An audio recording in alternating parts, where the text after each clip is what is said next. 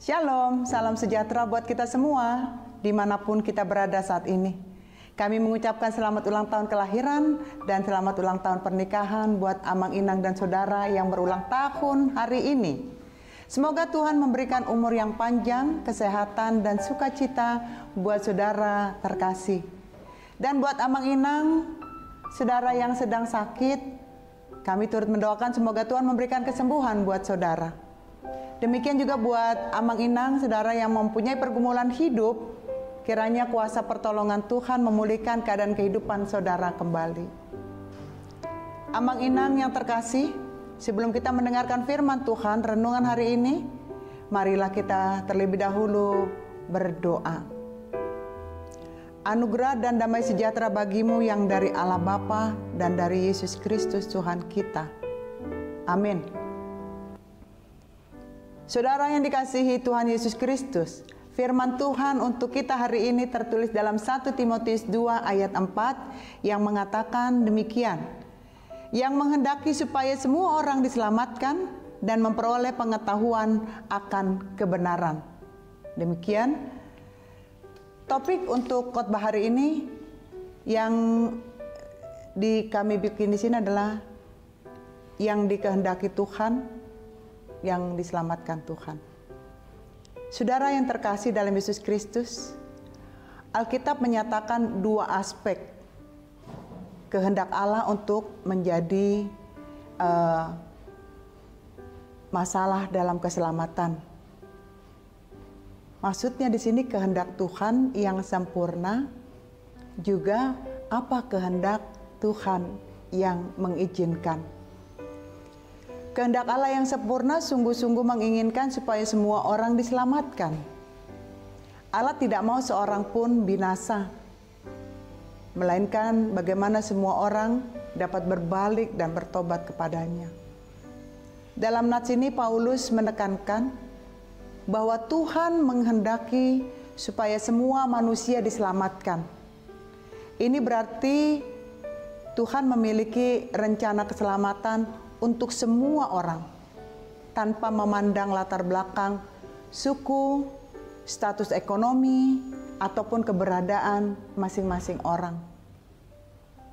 Kehendak Tuhan untuk keselamatan semua orang ini dapat dilihat dalam 3 cara, yaitu Tuhan menciptakan manusia dengan tujuan untuk memiliki hubungan yang pribadi dengan Tuhan.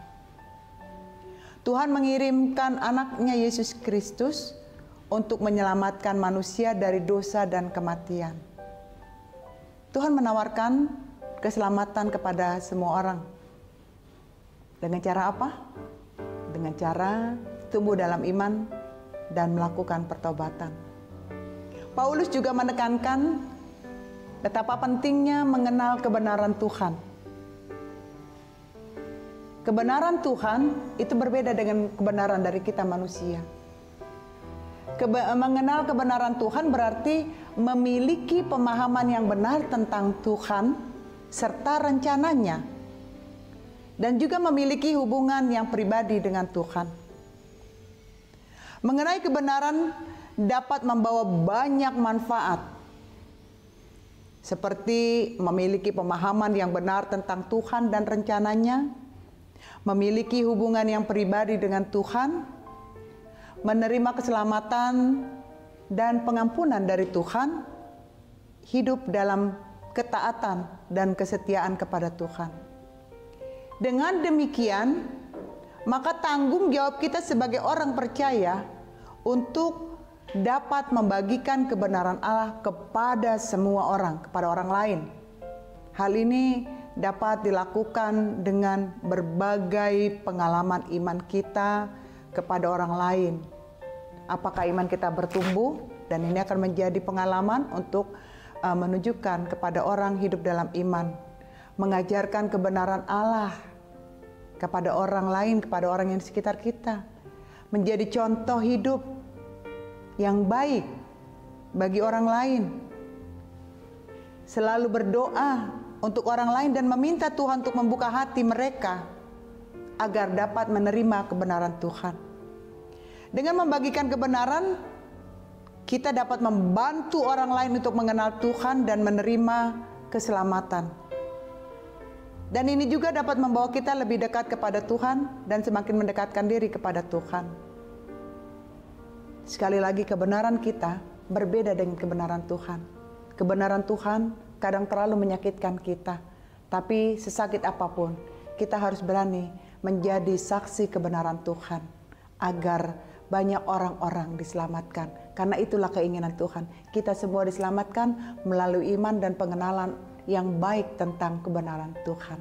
Mari kita coba mendekatkan diri, mengenal Tuhan lebih baik, agar kebenarannya pun dapat kita mengerti dengan begitu indahnya.